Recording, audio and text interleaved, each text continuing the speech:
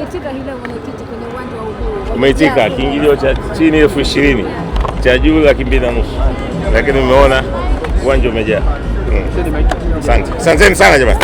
Yes. Kuna moja kati ya vitu ambavyo hebu acha huko. Kuna moja kati ya vitu ambavyo baada ya mchezo kumalizika wana hofu labda kuna tofauti kati yenu na mwenyekiti mtazamaji. Hamna. Hawajapewa maji kuzungumza. Hata mimi sikupewa. Nimevamia tu nikamnyang'anya bwana. Aliweza kusema mambo ya usajili. Hata mimi sikupewa. Mwongeaje kwa mmoja tu. Na sio leo, hata mwaka jana ilikuwaje? Aliongea nani? Aliongea huyo. Yeye anapenda kutoa hotuba. Sisi kwenye matamasha huwa tuna hotuba. Kwa ni tafsiri tu. Ni tafsiri au tumetafsiri tofauti? Waangalia hata mwaka jana.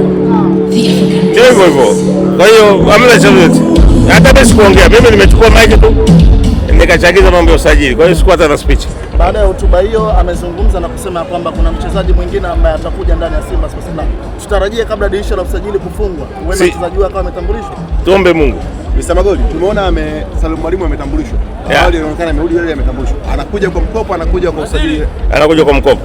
Asiyemwona Mwangosi leo kwenye mchezo. Mwangosi anaenda kwa mkopo. Timu gani? Tawajulisheni. Timu zinamtaka nyingi sana. Zinamgombania Mwangosi. Elson Kante? Kante bado mchezaji wa Simba, lakini pia kuna ofa kibao kwa timu zinamtaka. Beki Mbegu vipi? Anarejea kwa majaribio. Mbegu yuko under 17 kwa ajili ya World Cup, anatakiwa kwenda Ulaya kufanya majaribio wiki mbili, nafikiri mwezi wa 9. Basi akifanikiwa, lakini muda huu tumekomiti Mbegu na Bashiru watakuwa na timu ya taifa kwa ajili ya World Cup ya Novemba. Tumemsikia pale bosi amesema kwamba pengine hamjamaliza usajili na pengine labda si nimesema tuombe Mungu. Nafasi ya mbele pale kwa striker, mnaona mnaweza kuongeza strikers? Sijui, tuombe Mungu.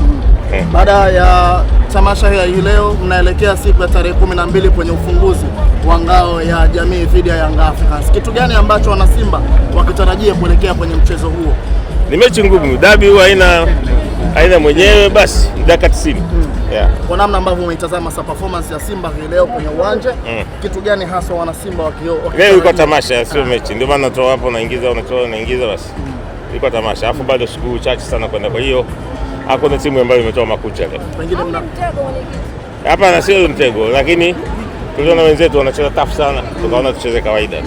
Na mwalimu akabadilisha wachezaji. Pengine labda tunaona kidogo walimgonga Kagoma.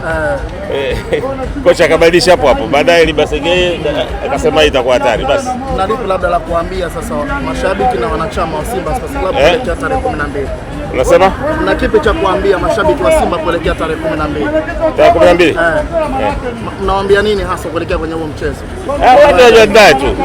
Wajiandae tu na mechi. Basi.